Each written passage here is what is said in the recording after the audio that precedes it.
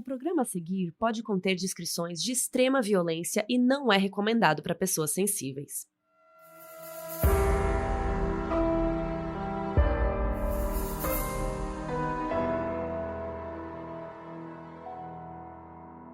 Oiê, eu sou a Mabê. E eu sou a Carol Moreira. E a gente voltou de férias. Aê!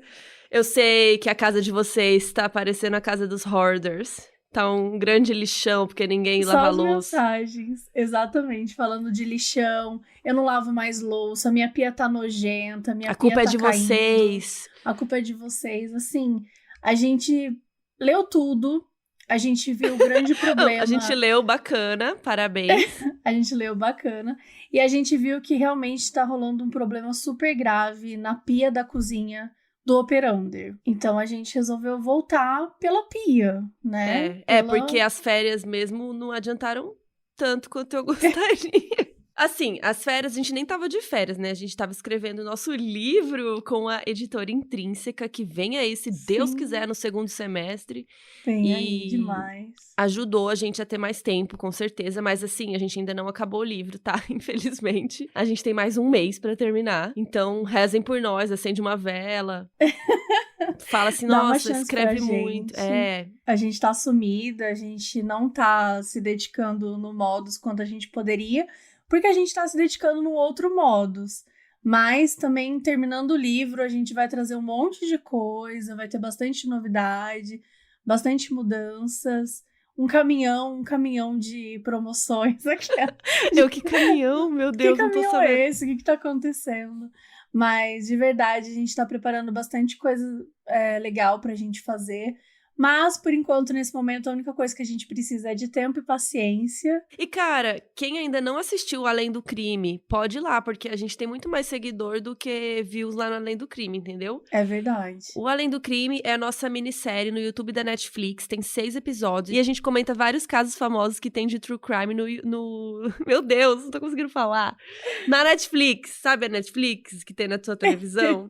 Então, tem várias séries de crimes reais, a gente comenta algumas delas, conta novidades, a gente contou várias novidades sobre o caso da Madeleine McCann, por exemplo, de Making a Murderer. Então vai lá conferir, tá no YouTube da Netflix, chama Além do Crime, e dá esse biscoito aí pra gente, comenta que vocês não vivem sem a gente, que a gente quer mais episódios, por favor, Netflix, contratem. E é isso. É sobre isso. Vem aí. É sobre isso. Tá, e a gente tá aqui fofocando bastante, mas a gente veio gravar um episódio, né? Não sei mas se ainda faltou uma sabem. fofoca. Qual Você esqueceu? A da camiseta. Nossos... Ai, nossa, é verdade. Nossos merchs. É verdade, nosso merchan. A gente tem uma coleção, né, Modus, junto com a Chico Rei. Então, se você ainda não ouviu falar sobre isso, se você ainda não tá sabendo, a gente tem várias estampas. Então, tem camiseta, caneca, tem caderninho. Ai, o caderninho é tão lindo. O caderninho é brilhante. Você notou? Que você vira ele assim, ele tem um leve brilho, assim, ele tem sedoso. Um leve brilhinho, assim. É tudo. Fofo. Então tem a... Não faça teste de polígrafo, que é Perfeito. bom pra, né, avisar as pessoas da rua se você estiver usando a camiseta, né, já avisa. Também tem Até Aí Tudo Bem, frase da Mabê, que é a camiseta mais vendida do Modus. Ai, gente, tá bombando, tá bem legal. E qual que é a outra? Deu um branco. É o Modus Operandi. O Modus Operandi, a nossa fitinha, que é linda. E tem a versão mescla, que é aquela cor cinza, sabe? É a minha favorita, a cinza. Eu amei, porque combina com os meus looks. Sim, hoje a gente tá super animado, que a gente tá de volta, né? Mas hoje a gente vai falar de um caso nacional super pesado. E já que a gente vai falar de um caso PTBR, vamos aproveitar para dar dicas de outros filmes brasileiros com essa pegada de suspense, crime e tal, porque nós somos o quê? Patrocinadas! E quem veio ajudar a gente é o Telecine, que tem mais de 2.000 filmes no catálogo e tá patrocinando esse episódio. E os filmes que a gente falar aqui é porque estão disponíveis lá. Cara, o primeiro é Cabra Marcado pra Morrer. Esse filme é um documentário do Eduardo Coutinho, que é um dos maiores documentaristas do Brasil, assim, inclusive na aula de documentário a gente aprende sobre ele na faculdade e tal. E esse é um doc, assim, super famoso. E o filme, ele fala sobre o assassinato do João Pedro Teixeira, que foi um líder político que ele tentava ajudar camponeses da Paraíba. Ele foi executado pela ditadura, então o doc explora de que maneiras que a ditadura afetou a vida tanto da família dele, quanto dos camponeses que ele tentava proteger. Outro documentário que está disponível no Telecine é um que a gente já fez um episódio aqui, que é o Ônibus 174, ou 174, que conta a história do Sandro Nascimento, que sequestrou o ônibus, né? Então também fala sobre os erros da polícia, a mídia. E o doc é dirigido pelo José Padilha, diretor de Tropa de Elite 1 e 2. E também Tropa de Elite está disponível no Telecine. Inclusive, outro dia eu reassisti, como eu amo Tropa de Elite. E pra gente não ficar assim só nas recomendações de doc, a gente vai falar também de uma ficção que é bem louca, é bem pesada, bem do estilinho que vocês gostam, que se chama O Clube dos Canibais. E conta a história de um casal rico que ele come os empregados. Tipo assim, come real. Literalmente. Então eles participam do The Cannibal Club, que é um clube de elite de pessoas ricas canibais, né, como o próprio nome fala. Só que eles começam a descobrir uns segredos do líder do clube e eles entram em risco, assim. De repente, todo mundo começa a correr risco. É chocante, porque, tipo, que segredo é pior do que comer outras pessoas? Exatamente, O que vem aí, tipo, sabe? O que mais vem aí? Bizarro. E o filme é proibido para menores, né? É, cuidado. E quando a gente fala de cinema nacional, vocês sabem que o Telecine é incrível, porque eles têm também o Premier Telecine, que é um selo com filmes nacionais inéditos no Brasil. Então, assim, a gente pode falar que o Telecine é um clube de cinema, assim, é muito mais do que um streaming, porque ele tá propondo diferentes tipos de conteúdos e deixa toda a experiência muito mais completa. É, tipo, não é só, sei lá, você clica e assiste o filme, sabe? Tem as cinelists, então você tem várias categorias, sabe? Então, por exemplo, esses que a gente citou aqui são da lista de filmes nacionais, mas também tem lá, lista de filmes premiados, filmes LGBTQI, de ação, todo tipo. E tem making-off, vídeos de bastidores de alguns filmes e até entrevistas. Tem até making-off do Bacurau, sabe?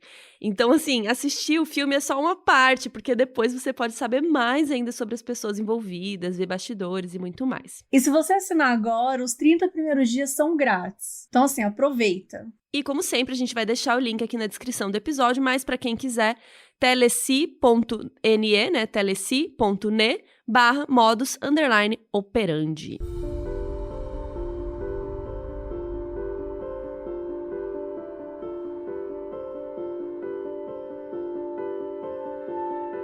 E hoje a gente vai falar de um crime que chocou o Brasil nos anos 90. Daniela Pérez era uma jovem artista talentosa e cheia de potencial. Filha da famosa autora Glória Pérez, ela tinha se especializado em dança desde jovem e no fim da adolescência começou a entrar no mundo da atuação. Só que o caminho da Daniela foi interrompido em circunstâncias que até hoje não foram completamente entendidas. E pior ainda, por culpa de alguém que estava do lado dela o tempo todo. Essa é a história do assassinato de Daniela Pérez.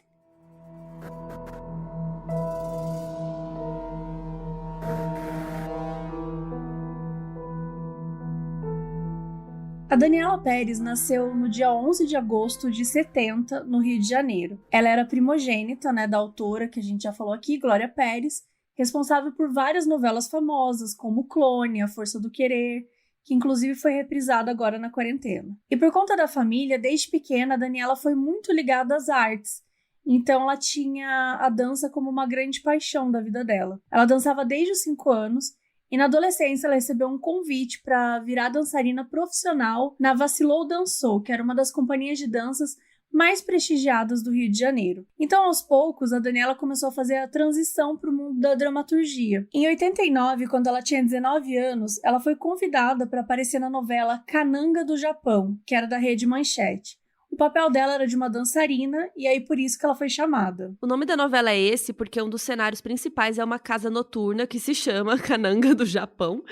E lá os protagonistas se conhecem e tal, mas a Daniela não era a protagonista. Durante as gravações, ela começou um relacionamento com o protagonista, esse sim, que era o Raul Gazola, né, um ator que é famoso e tal. E os dois acabaram se casando no ano seguinte, 1990, quando a Daniela estava só com 20 anos. E aí, a Daniela entrou num momento incrível da vida dela, né? Ela casou, ela estava feliz, essa participação dela na novela foi super elogiada, ela começou a fazer outras novelas. Então, em 90, ela fez Barriga de Aluguel, E a mãe dela era autora da novela. E aí, em 91, ela fez O Dono do Mundo.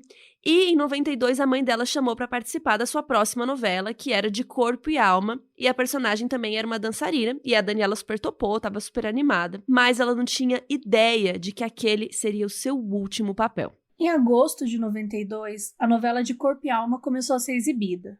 E na época a Daniela tinha 22 anos. Na novela, a personagem dela, Yasmin, vivia um triângulo amoroso com 2 personagens.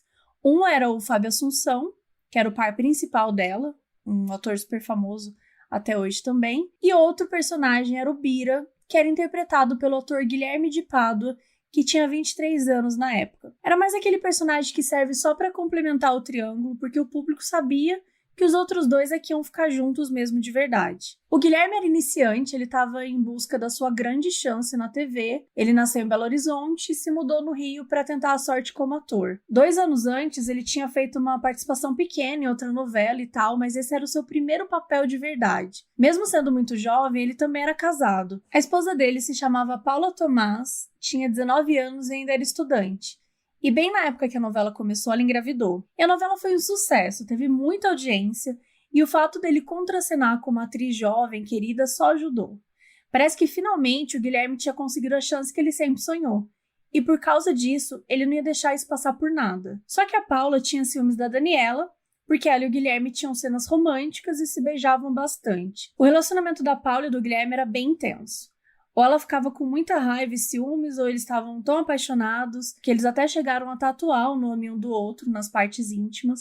E ela tatuou o nome do Guilherme na virilha e ele tatuou o nome dela no pênis. Como a gente falou, o personagem do Guilherme não era o par principal da Daniela, ele não era super protagonista e tal.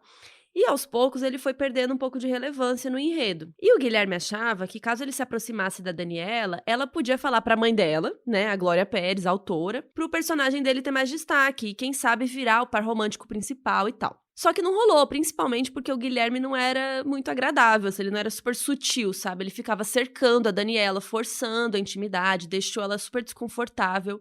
E muita gente é testemunha disso, sabe? Muita gente comentou que via ele fazendo isso. Mas a Daniela só seguiu a vida, ela só tipo, tá bom, cara, meio que deixou quieto. E assim, gente, infelizmente, né, até hoje, mulheres passam por situações assim no set, né, de filmagem e tal. A gente viu aí com o Me Too, tanto de história horrível que apareceu. Então, assim, imagina nos anos 90, que inferno que deve ser. Que deve ter sido, né? Os meses foram passando e em dezembro de 92, a novela estava no ar há 4 meses e não tinha mais o que fazer com o personagem dele, né? E ele estava meio noiado, porque dos 6 capítulos que foram exibidos na semana anterior, de dezembro, tiveram 2 episódios inteiros que ele nem apareceu. Então, na cabeça dele, ele começou a achar que a Daniela começou a tramar junto com a Glória Pérez pra tirar ele da novela e tal. E aí, no dia 28 de dezembro, os atores gravaram uma cena em que os personagens deles terminavam. A Yasmin dava um fora no Bira. E depois disso, o Guilherme foi pro camarim dele e começou a chorar desesperado, porque ele deve ter imaginado que ele ia ser cortado da novela, né? Que acabou o personagem dele, porque se eles terminaram, por que ele vai continuar? De acordo com as camareiras, ele esmurrou o estúdio, procurou a Daniela no camarim, mas ela não quis falar com ele. Mandou uns bilhetes pra ela, mas ela não quis ir vê-lo, enfim. E acabou que, realmente, infelizmente, esse foi o último dia dele de gravação.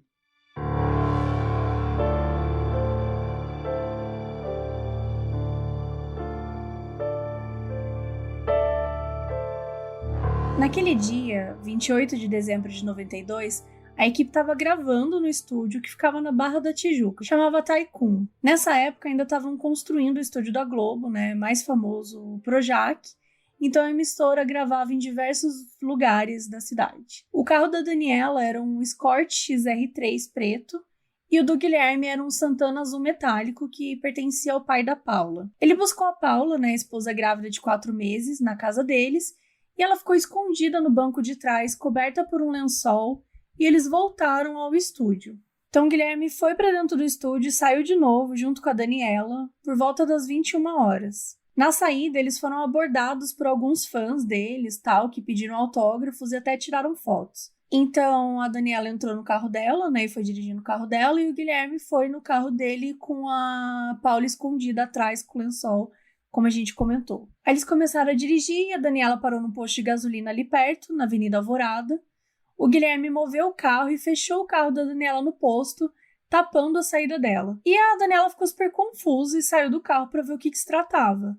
O Guilherme saiu do carro enquanto a esposa ficou lá no banco de trás esperando. Quando a Daniela viu que era o colega dela, né, ela baixou um pouco a guarda e perguntou o que estava acontecendo. E aí, de surpresa, o Guilherme deu um soco na cara dela e a Daniela desmaiou na hora e caiu no chão. E assim, gente, tem testemunhas. 2 frentistas viram isso acontecer. O Guilherme colocou a Daniela no carro dele e a Paula ajudou a ajeitar ela deitada ali no banco de trás. E aí, a Paula assumiu o volante do carro deles dois, né? E o Guilherme pegou a chave do carro da Daniela e foi dirigir o carro da Daniela. E aí, os 2 carros saíram do posto o mais rápido possível para ninguém ver.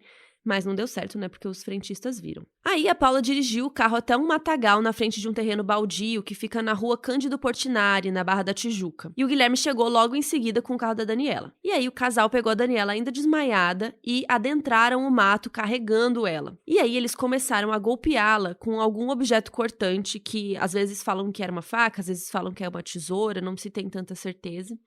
E ao todo ela foi perfurada 18 vezes. 8 no peito, 6 no pulmão e 4 no pescoço. Tem uma possibilidade também dela ter sido agredida com uma chave de fenda, porque, de acordo com o legista, poderiam ter golpes de mais de um tipo de objeto cortante. Em um dos depoimentos do Guilherme depois, ele disse que viu uma chave de fenda ao lado do corpo, mas não chegou a ver a Paula usando. Supostamente, a Paula teria tentado usar uma chave de fenda para agredir a Daniela, mas não deu muito certo e daí ela pegou a tesoura. Tudo isso é muito confuso, assim, não temos certeza. Enfim, o que a gente sabe é que eles deixaram o corpo dela lá morto, né, jogado no matagal e foram embora. E assim, tão rápido quando tinham chegado, eles sumiram na noite. Depois de cometerem o crime, o Guilherme e a Paula pararam o carro em um posto de gasolina e fizeram uma lavagem bem minuciosa, para não deixar nenhum vestígio do sequestro nem do assassinato. Em seguida, eles voltaram para casa. A Paula imediatamente foi deitar para descansar, porque ela estava grávida, né? E o Guilherme não conseguia tirar o crime da cabeça e resolveu dar uma caminhada na praia de Copacabana para espairecer. Ele saiu para andar de noite e tem essa teoria de que foi nessa saída que ele se livrou da tal arma do crime. Supostamente ele teria jogado no mar. Na mesma noite, a família da Daniela já estava ficando desesperada porque ela não estava chegando em casa, nem mandava notícias. Então a Glória Pérez resolveu ligar e mandar mensagem para um monte de gente, incluindo vários atores e membros da equipe da novela que estavam no estúdio naquele dia. Então isso significava o Guilherme também, que disse que não sabia de nada. Mas todas as tentativas do casal de serem discretos, com o crime não funcionaram. Isso porque tinha mais uma testemunha. Mais cedo naquela noite, um advogado chamado Hugo da Silveira estava passando pela Barra da Tijuca. Ele viu 2 carros estacionados perto de um matagal, assim, e eram quais? Um Escort e um Santana. Dentro do Santana, ele viu a silhueta de um homem e uma mulher. A única característica que ele percebeu, assim, é que a mulher tinha um rosto mais redondo. Só que ele achou estranho 2 carros ali parados no meio do nada, e aí ele saiu de perto e ligou para a polícia, avisando que tinha uma atividade suspeita. Quando a polícia chegou no local, só o Escort estava lá. E dentro do carro tinham os documentos do veículo que pertenciam ao marido da Daniela, o ator Raul Gazola. Aí o Raul foi notificado que acharam o carro dele, e aí óbvio que ele ficou desesperado, pensando que alguma coisa tinha acontecido com a Daniela. Alguns dos policiais foram direto para a casa do Raul para ver o que estava acontecendo. Enquanto isso, um dos policiais que estava lá resolveu entrar no matagal para ver se encontrava alguma coisa e acabou tropeçando no corpo da Daniela. E como já era esperado, o Raul, o marido dela, que fez a identificação do corpo lá no matagal e confirmou que, infelizmente, era mesmo a esposa dele. E a mãe dela, a Glória, foi para lá e o Guilherme foi para lá consolar eles. Então, quando a família foi para a delegacia, o Guilherme foi junto. Na manhã seguinte, a notícia já tinha tomado conta de todos os veículos do país. Não só por ser um crime horrível, claro, mas também porque era uma atriz famosa que estava numa novela que estava acontecendo naquele momento, era filha da autora da novela. Era uma situação muito chocante. A família dela, claro, estava devastada e imediatamente começaram a preparar o velório. E o assassino, Guilherme, compareceu ao velório normalmente. E ele ainda ficou consolando a família, os amigos, incluindo a própria Glória Pérez e o marido da Daniela, o Raul Gazola. Ele estava bastante tranquilo, porque ele achava que ninguém ia conseguir rastrear o crime até ele. Mas ele estava enganado.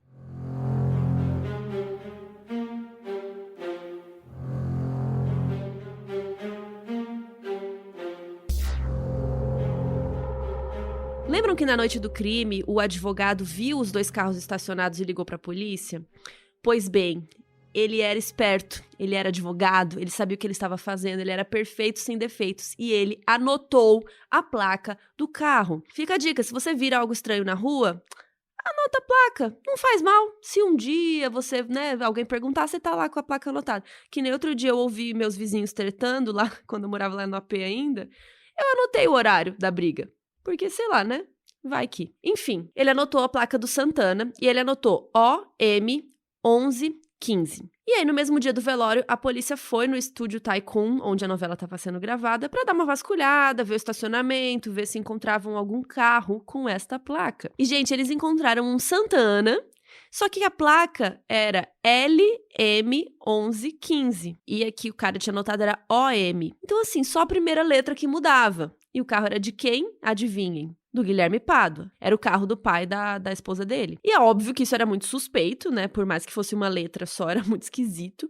E aí foram na casa do Guilherme e chamaram ele pra ir na delegacia e tal. Lá o Guilherme tentou desconversar, falou um álibi e tal, mas ele não sustentou muito e no mesmo dia acabou confessando que cometeu o crime junto com a esposa. Então começaram os interrogatórios e aí saíram umas informações interessantes. Para começar, o Guilherme realmente tinha mudado uma letra na placa do carro. Ele fez isso com fita isolante. Ou seja, gente, ele sabia que ele estava indo fazer uma coisa errada. Por que que ele mudou a placa do carro, né? Então, isso dizia que o crime foi premeditado, o que deixa muito mais grave. A perícia não conseguiu definir com exatidão qual era a arma do crime. Primeiro, acharam que tinha sido uma tesoura, mas se tivesse sido, talvez o Guilherme e a Paula teriam se machucado mais nas mãos, pela maneira que os cortes foram feitos. Eles definiram que provavelmente era tipo um punhal, alguma coisa assim. E aí o casal foi preso oficialmente no dia 31 de dezembro, 3 dias só após o crime. E aí a mídia começou aquele estardalhaço, né? Inclusive surgir com vários motivos pelos quais eles teriam feito isso. É o que a gente sempre fala, o famoso Lollapalooza, né? Virou aquela grande circo da mídia tentando decidir o que aconteceu. A primeira versão era, o Guilherme tentou emplacar uma história de que a Daniela que assediava e perseguia ele e que ele estava temendo pela própria vida. Só que essa história foi descartada, assim, muito rápido. Literalmente todos os atores e equipes da novela que foram entrevistados confirmaram que era ele que ficava emboscando ela, né? E dizia que a Daniela queria que ele terminasse o casamento para ficar com ela. E nos primeiros meses, ele assumiu a culpa sozinho. Só depois que ele admitiu que a Paula tinha participado de tudo também. Na segunda versão, a de que a Paula, a esposa do Guilherme, era uma louca ciumenta que tinha obrigado o Guilherme a ajudar ela a matar a Daniela, unicamente por ciúmes e do romance dos personagens. E a gente não precisa nem dizer que essa é uma das versões mais disseminadas pela mídia misógina na época, né? Se a gente pode pôr a culpa numa mulher ciumenta, louca, por que não, né?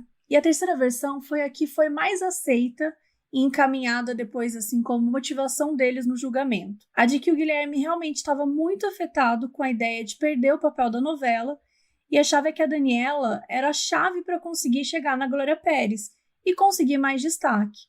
Então ele ficou obcecado com ela. E quando ela atrapalhou, entre muitas aspas, né, ele quis se livrar dela, né? Quando ela começou a fugir dele e tal, no set, não dava atenção, quando ele não aparecia nos episódios, enfim, ele sentiu que alguma coisa ali estava acontecendo. E para vocês terem noção do circo que foi, apareceu até um boato de que eles participavam de um culto. Quando o Guilherme botou no depoimento que a Paula estava envolvida também, ela ficou super puta, eles ficaram tretando e se divorciaram por causa disso. Lá na novela, a personagem da Daniela recebeu uma homenagem e a justificativa para a ausência dela foi que a personagem recebeu uma bolsa de estudos para estudar dança fora do país. Já o personagem do Guilherme foi apagado do mapa, eles exibiram as cenas que estavam gravadas. Gente, olha isso, ainda exibiram as cenas que estavam gravadas, mas depois disso foi como se nunca tivesse existido. Ou seja, ele realmente não estava mais ali na novela, porque por culpa dele mesmo, o pior pesadelo se tornou realidade.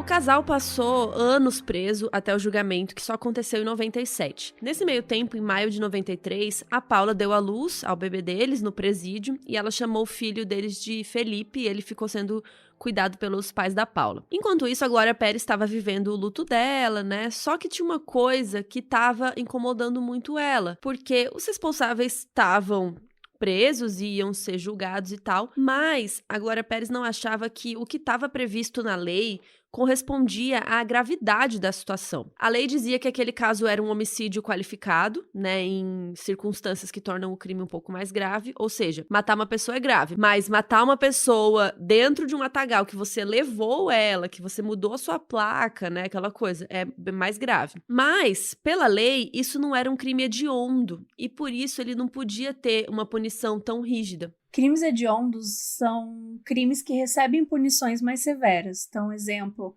estupro, genocídio. Só que homicídio qualificado não entrava nessa lista. Então, a Glória Pérez começou uma campanha para que passasse, sim, a ser considerado um crime hediondo. Em 1994, ela conseguiu 1.300.000 assinaturas num abaixo-assinado e conseguiu que a Constituição Federal elaborasse um projeto de lei a respeito disso. E o presidente na época, que era o Itamar Franco, aceitou e sancionou a lei. A lei é 8.930, em 94, ela oficializa o homicídio qualificado como um crime hediondo. Só que essa lei não pôde ser aplicada especificamente no caso do Guilherme e da Paula, porque se classificaria como um agravante judicial que só foi criado depois. Então, não corresponde à maneira como eram as leis na época em que aconteceu o crime. Então, assim, a lei foi criada depois de tudo isso, então não tinha como ser aplicada, mas a partir dali poderia rolar. Os anos passaram e finalmente em 97 aconteceu o julgamento do Guilherme e da Paula. E nesse meio tempo presa, a Paula terminou o 2º grau, prestou vestibular para direito,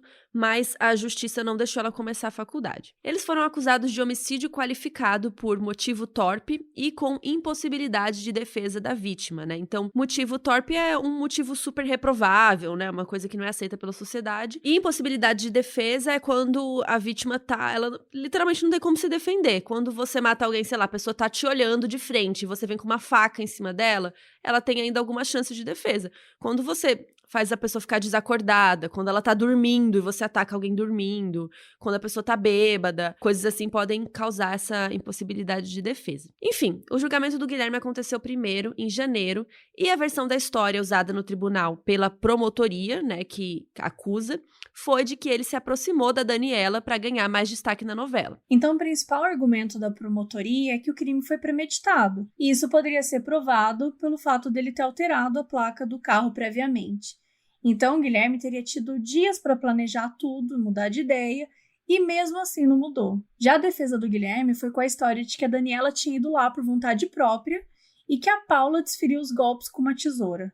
Que o Guilherme teria tentado separar, mas acabou asfixiando a Daniela sem querer enquanto estava segurando ela. No fim, o veredito foi culpado, condenado a 19 anos preso, e a plateia do tribunal aplaudiu. Ele já tinha cumprido 4 desses 19 anos. Meses depois, em maio de 97, foi a vez da Paula ser julgada. As acusações foram as mesmas.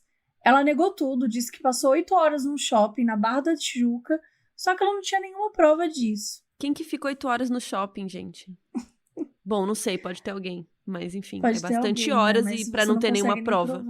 É. E ela também foi condenada. Só que a única diferença é que ela recebeu uma pena de 18 anos e meio, ou seja, 6 meses a menos que o Guilherme. Porque ela tinha menos de 21 quando o crime aconteceu. O Guilherme foi mandado para o presídio Ari Franco, na zona norte do Rio, e a Paula ficou na Polinter, que é a Polícia Interestadual em Niterói. Mas vocês sabem como são as coisas na prática, né? A gente sabe que a lei... você pode sair com 1/3 da pena se você tiver bom comportamento. A pena era 19 anos, então o período para completar 1/3 era 6 anos e alguns meses, e como eles já tinham passado 4 anos presos, só faltavam 2 anos para dar esse terço. Então em 98 a Paula já conseguiu entrar no regime semiaberto, e ela começou a ter direito de sair nos fins de semana e tal. Ela foi transferida para um outro presídio e recebeu 35 dias para visitar a família, que eram espalhados durante o ano todo. E em 99, a Glória Pérez entrou com uma ação pedindo reparação por danos morais e materiais contra os dois.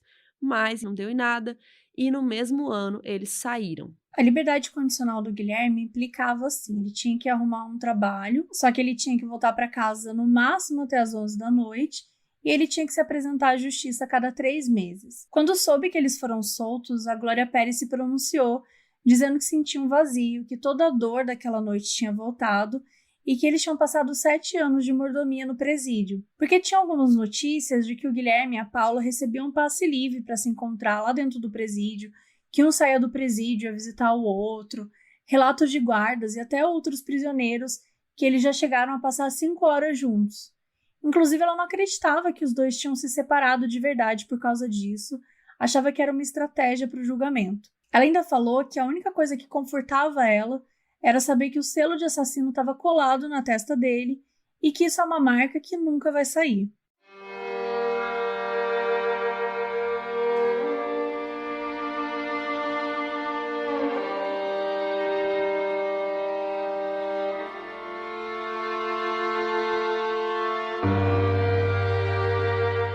Já se passaram mais de 20 anos desde que o Guilherme e a Paula saíram das penitenciárias, mas assim, até hoje tem várias tretas com relação a essa história, principalmente, né, a Glória Pérez briga muito por isso. O Guilherme deixou de ter contato com o filho, a gente não sabe se foi opção dele, se foi Paula, não sabemos. E ele voltou a morar em Minas Gerais, lá em Belo Horizonte, e ele se tornou evangélico, se casou com outra mulher chamada Paula e passou a trabalhar como obreiro em uma igreja evangélica, na parte de tecnologia de informação deles. Enquanto isso, a Paula Thomas ficou morando no Rio, se casou com um advogado e teve mais 2 filhos. Em 2012, a revista Isto É fez uma reportagem sobre grandes crimes que chocaram o Brasil e foi atrás para saber onde estavam Guilherme e Paula tantos anos depois. E foi revelado que a Paula mora em Copacabana, tal, que ela passa o tempo cuidando dos filhos e passando a maior parte do tempo no shopping e no salão de beleza. E que ela ficou paranoica com o olhar das pessoas, né? Sempre acha que tá sendo seguida. E que ela sempre deixa vidro escuro no carro, assim, para as pessoas não poderem vê-la. E por causa dessa matéria, ela começou uma ação ainda em 2012, já que a Isto É deu várias informações detalhadas sobre a vida dela e imagens tiradas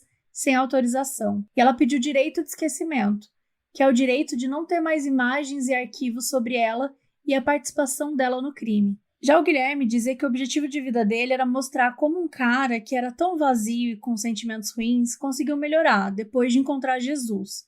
E que todos deveriam fazer isso. Ainda em 2012, o Guilherme deu uma entrevista ao Domingo Espetacular da Record e contou uma nova versão inteira dessa história. Ele disse que sim, uma parte da aproximação dele com a Daniela foi pra querer saber do personagem e tal, e que a maioria das pessoas faziam isso, porque ela era filha da autora, né? Falou que a Daniela tinha ele como confidente, ou seja, eles eram amigos, e que no dia da morte dela, ela tinha chamado ele pra conversar. E aí, nessa história, ele jogou tudo pra cima da Paula.